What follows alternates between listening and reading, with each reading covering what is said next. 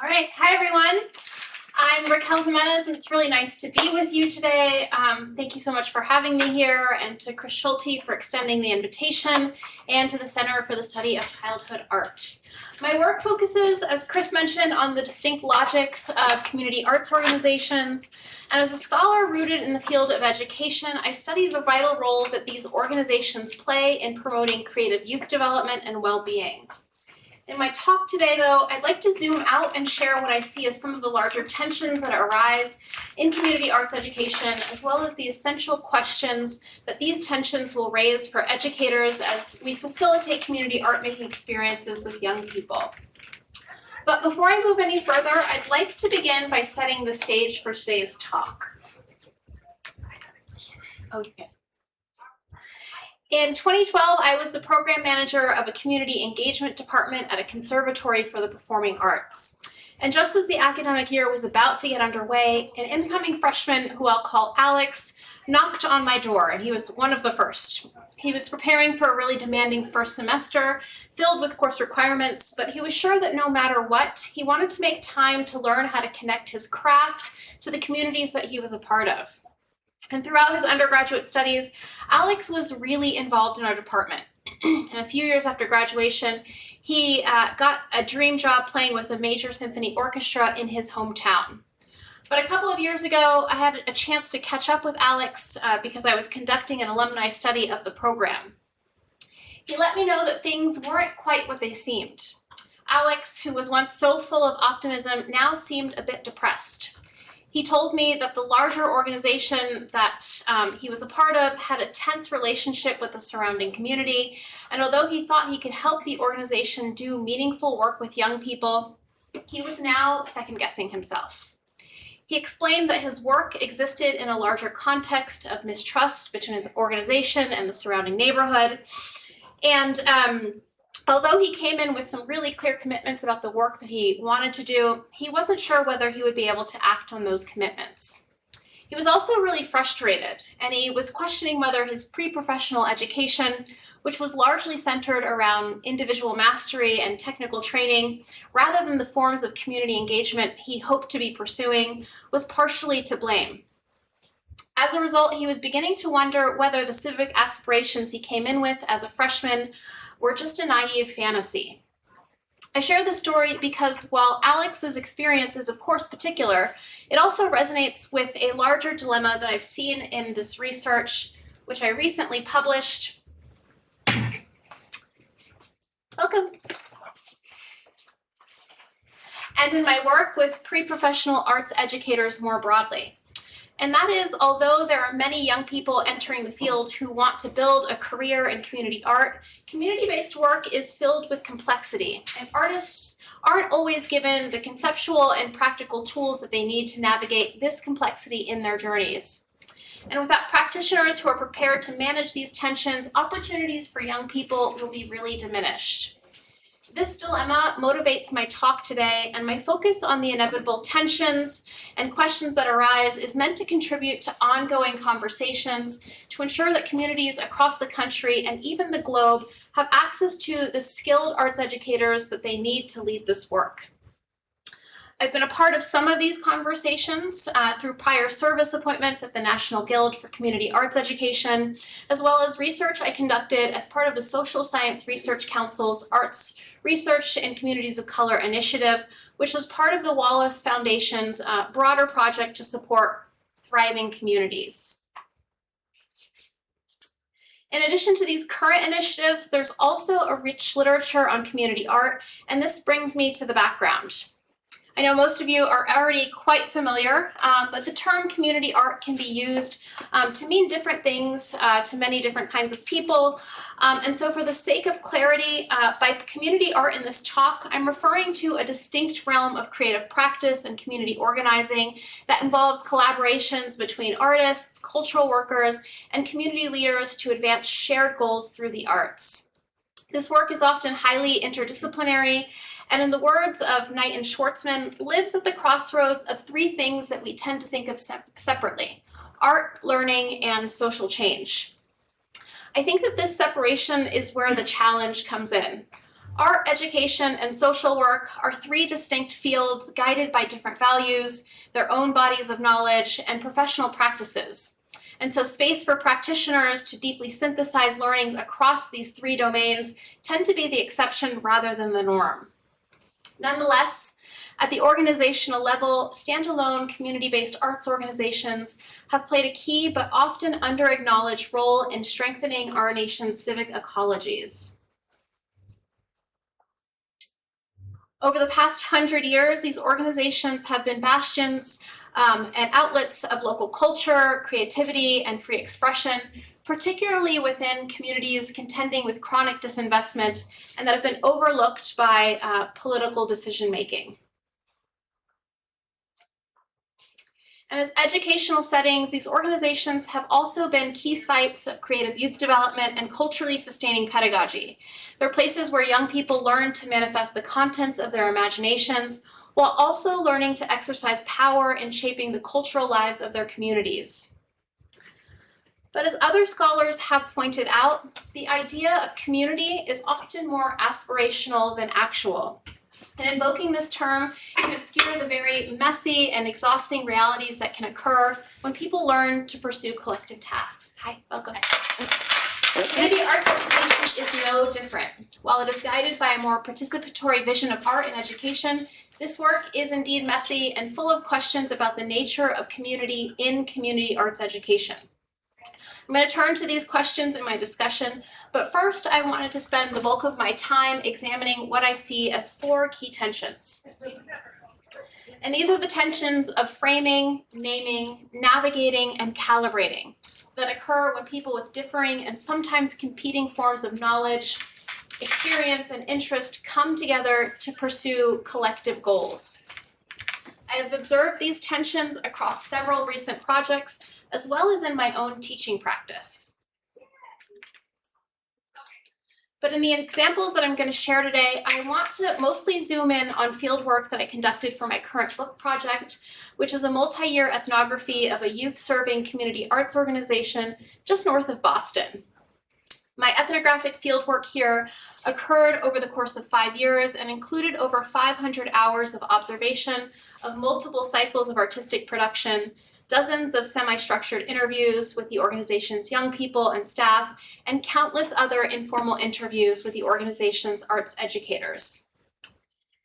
And as this first example that I'm going to share will demonstrate, arts educators can have very different ways of understanding the communities that they are working with, and therefore can have different assumptions about the purpose of their work. And sometimes these assumptions can be harmfully at odds with what young people actually need and want. As Alvaro, a seasoned educator with decades of experience working in the area that surrounded City Art Space, explained to me,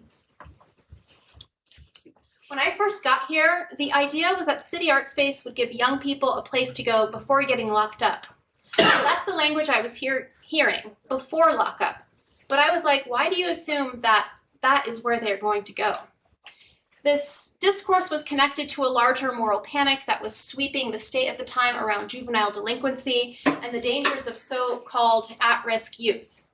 But this assumption was really frustrating to Alvaro on many levels. But in particular, he explained that while leaders at City Art Space were worried about young people getting locked up, the young people themselves were actually more worried about getting locked out. Housing costs in the city were up by more than 30% in some places, and as a result, a growing number of the organization's most vulnerable youth were now struggling with housing insecurity. But from his perspective, leaders at City Art Space failed to see this or respond to this issue because a lot of their attention was focused on solving the wrong problem. Alvaro's reflections capture the first key tension of community art that I want to address, and that is the tension of how communities are framed. Discursive frames play a central role in community life. They shape how we understand the places that we're a part of, the problems that might be worthy of our attention, and what we should be doing about those problems. And at the organizational level, the frames that people draw upon to guide their work are exceptionally powerful. They provide the basic building blocks for how organizations come to understand their purpose in society and how they work to achieve their missions. But if the frames we're drawing on are misguided, we can perpetuate harm. To make this point concrete, I'd like to return to the city art space example because a community arts organization that works to prevent kids from getting locked up is one that is very, very different from one that works to ensure that they don't become locked out. And indeed, City Art Space had developed a number of partnerships to address risk factors associated with juvenile delinquency, but there were no comparable partnerships in place to address the housing and affordability issues that were particularly salient amongst the organization's young people and families. So this issue of framing is particularly important within the realm of community-based arts education because this realm of practice is explicitly focused on creating art that is in dialogue with meaningful local issues.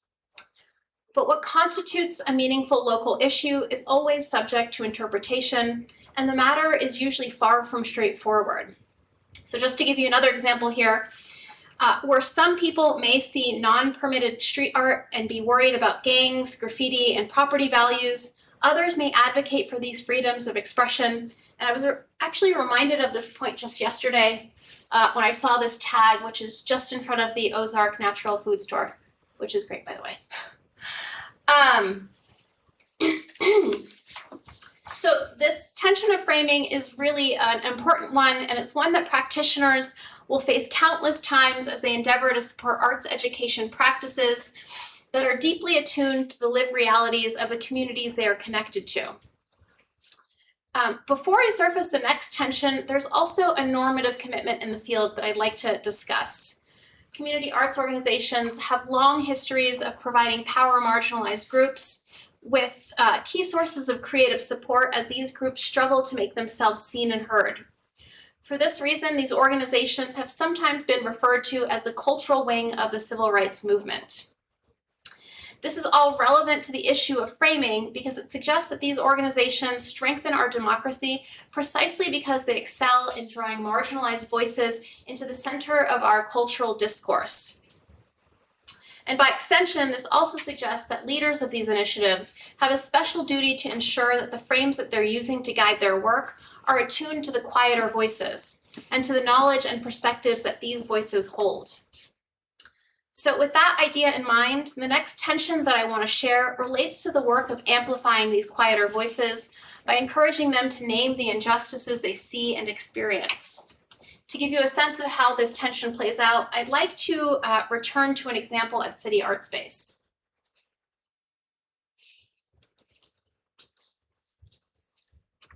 Okay. In this episode, several young women have gathered to discuss a series of photos documenting the changes they see in their surrounding neighborhood. But so far, the conversation has been dominated by the group's louder voices. The group's facilitator, who I'll call Lana, is mindful about this dynamic, and she's eager to create space for the quieter voices to emerge. Marisol, you've been really quiet over there, Lana said. But I know you've been listening, and I bet you've got a lot to say about what you've been seeing. Is there anything you can share with us? That would be very enriching. But despite this direct invitation, Marisol was hesitant to speak. And in a subsequent interview, she shared with me that her family migrated to the United States before she was born, and she confided tearfully that she wasn't comfortable speaking up in groups. She told me, "When I speak to my class at school, I get a lot of anxiety and I freak out and get emotional. I don't really know a lot of people, and I don't even know if they think of me as a good person." So for this reason, Marisol explained that she thought it was best if she stayed quiet and kept to herself. And in any case, she was actually more comfortable this way. Nonetheless, Lana did not want to give up. The group was having an important conversation about community change, and she wanted to make sure that she heard everyone's voice. "I'm going to ask you to go to the level of realness," Lana said, as she called on Marisol again. "What are you seeing? Can you name it?" With this directive in mind, Marisol did indeed name what she saw. She mentioned that although a lot of people seemed to think that the new area's upscale investments were a sign of progress, the changes that she saw didn't benefit everyone, and her mother was worried about whether or not their landlord was going to raise the rent. This moment brought to the fore a lot of emotions from Marisol, and after she spoke, she buried her face in her hands and she began to cry. In no uncertain terms, she announced that she was done with the activity and perhaps even done with the group altogether. The other members of the group sat in a really tense moment of silence, and Lana wasn't sure what to do next, and I had basically zero insight to offer. The point of this vignette is to highlight attention involved in encouraging young people contending with the traumas of social inequality to name their realities. First, supporting youth voice is not always a matter of encouraging participation and providing opportunity. Young people are selective about their participation, and they frequently opt out of opportunities to share their voices because even the most well-intentioned opportunities exist in a larger historical context. As Marisol made clear, histories of schooling have gradually socialized some voices to speak up while marginalizing others. And over time, these histories have a way of showing up in the present. This reality requires what I like to think of as soft persistence, which Lana skillfully demonstrated through a variety of invitations, affirmations, and when necessary, even some direct questioning.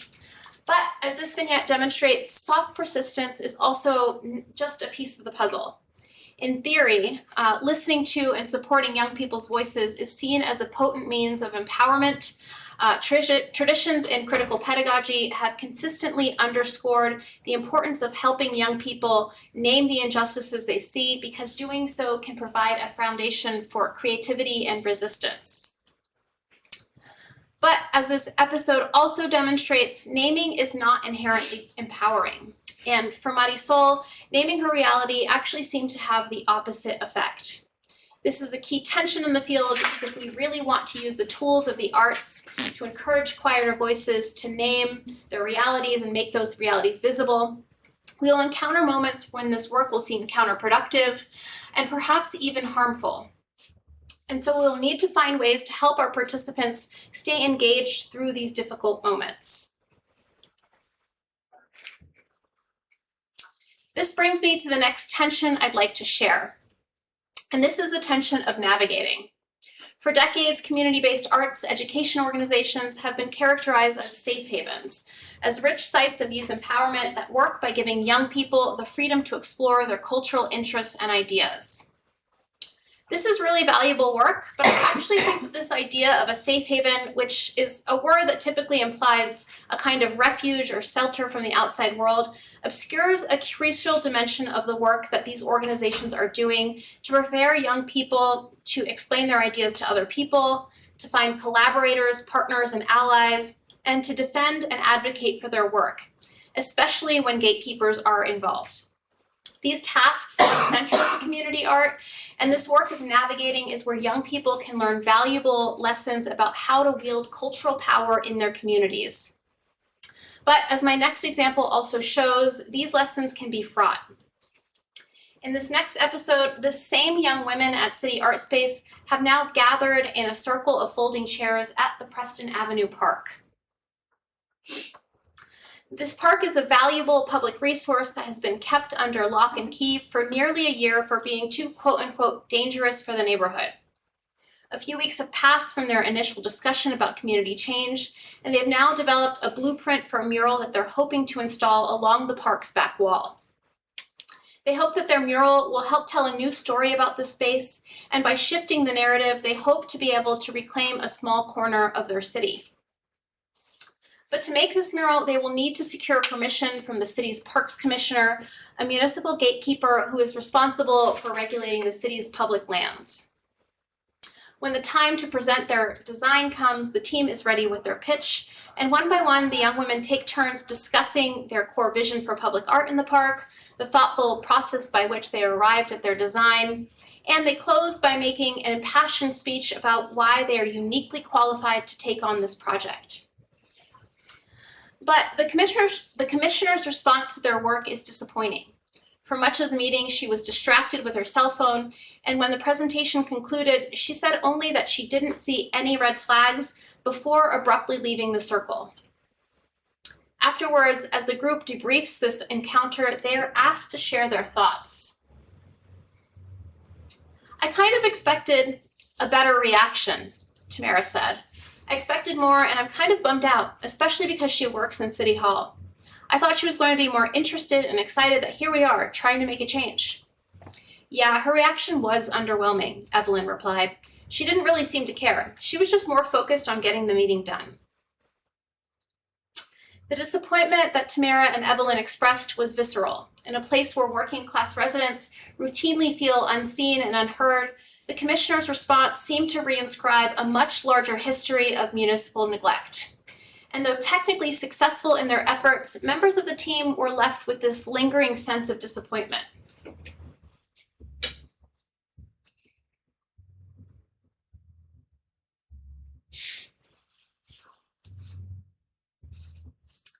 Helping young people develop their visions is an important part of community arts education, but as this vignette begins to highlight, an equally important part is about helping ensure that they have the skills that they need to help other people see and appreciate their work.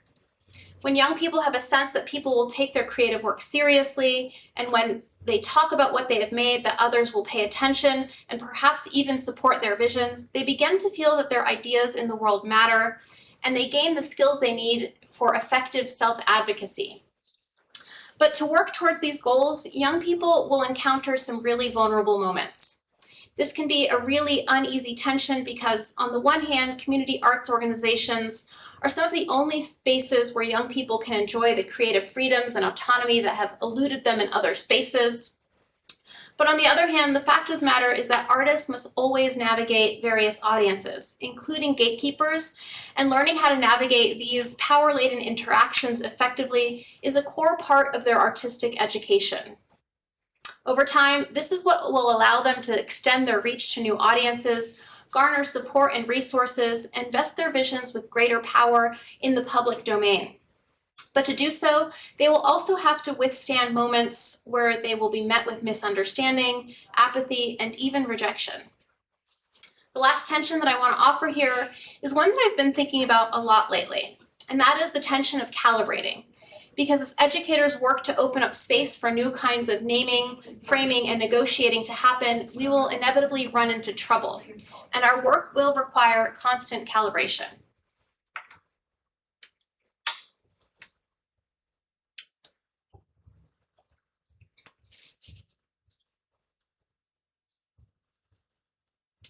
To illustrate my point here, I'd like to talk about an example that comes from my own teaching practice. Every year, I teach a course called Practices in Community Art. The course is based at the Harvard Graduate School of Education, but is highly interdisciplinary, and it draws students from across the university. Students from the schools of design, public health, medicine, and government have all taken the class. To enroll in the course, students must fill out a brief application form where they are required to describe their motivations for taking the course. And this year, I received the following kinds of responses. My learning objectives center on developing design practices that are accountable to communities and grounded in collective knowledge production rather than extraction. I hope to better understand how to implement innovative community art-making strategies in institutions that struggle to change so that we can support our most vulnerable populations. And finally, I see community-based arts practices as a powerful way to create supportive, culturally sustaining environments around children, especially in marginalized communities. These goals are aligned with the broader aspirations of the field of community art, but they are really ambitious. And I don't think that I'll ever be able to help my students work towards these goals unless I help them understand how these big and somewhat abstract ideas manifest in small, everyday interactions. So this is all to say, I like to use my classroom as a container for experimenting with that idea. These experiments, they sometimes unfold in surprising ways, and that's more or less what happened recently in my classroom in a session focused on deep listening.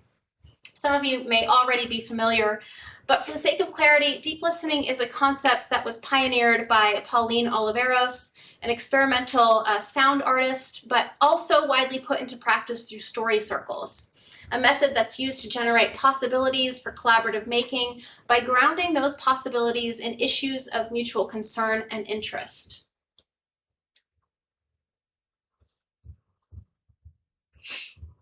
In many ways, the story circle practice is quite simple. A group of people gather in a circle and everyone has 3 minutes to tell a story about a mutually agreed upon topic. Versions of this practice exist in many different kinds of cultural contexts and traditions, and across these contexts, story circles work to reposition lived experience as a valuable form of knowledge, to promote dialogue rather than debate, and to encourage new relationships across lines of difference. Given a more, shall we say, complicated campus life recently, I've been really keen to implement story circles in my classroom. But by the end of our first circle, it seemed clear to me that participating in the process wasn't exactly the revelatory experience I was hoping for. And in fact, for some people, it seemed that quite the opposite was true. At the start of our course debrief, one student raised her hand and told me and the rest of the group, "I don't know why we did this, and I don't understand what the point of this was." After this comment, the room got really quiet, and although I heard the student next to me whisper that she really appreciated the experience and getting the chance to share her story, another student said, "We heard a lot of things that were pretty heavy." And then after 3 minutes, their time was up. That felt insensitive to me, to just cut them off and keep going without checking in. At which point another student jumped in and responded, "Yeah, but should some people be allowed to have more time to tell their stories? Are some stories more important than others? And who are we giving the power to decide that?"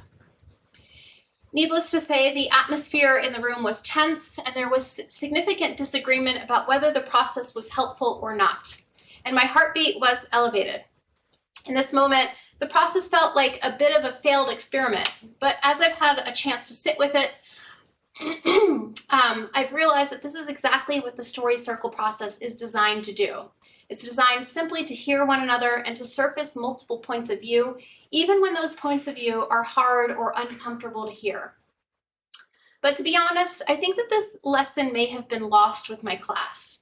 Like other community-based pedagogies, the story circle process asks us to put aside the teacher-centered norms of academia and knowledge production in order to relate to one another in more reciprocal ways. And so here's where the tension comes in. These ways of relating are deeply unfamiliar and can be uncomfortable. And when people are uncomfortable, they tend to disconnect and disengage. So as a result, community arts education can involve a fair amount of trial and error. And as facilitators, we constantly must rethink our assumptions and our practices. This point brings me to my discussion.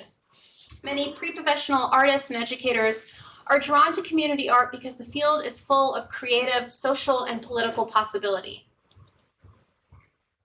But the core commitments of the field favor a more co-constructed approach to knowing and making, and this approach runs counter to many of the norms that exist in other educational settings, where curricula is mostly predetermined according to standards rather than mutual interest, and where knowledge flows from a sole expert rather than between people with varying interests, and where work is simply graded rather than discussed and negotiated. As a result, the practice is filled with unavoidable tension. And when it comes to managing these tensions, I don't think that there's any right answer, because the answers will ultimately depend on the places that we're working within, who our participants are, and the kinds of lived experience that they're bringing with them. And so rather than answers, what I'd like to offer in this discussion are a series of essential questions that I think can help us think through the tensions of framing, naming, navigating, and calibrating that we are likely to encounter.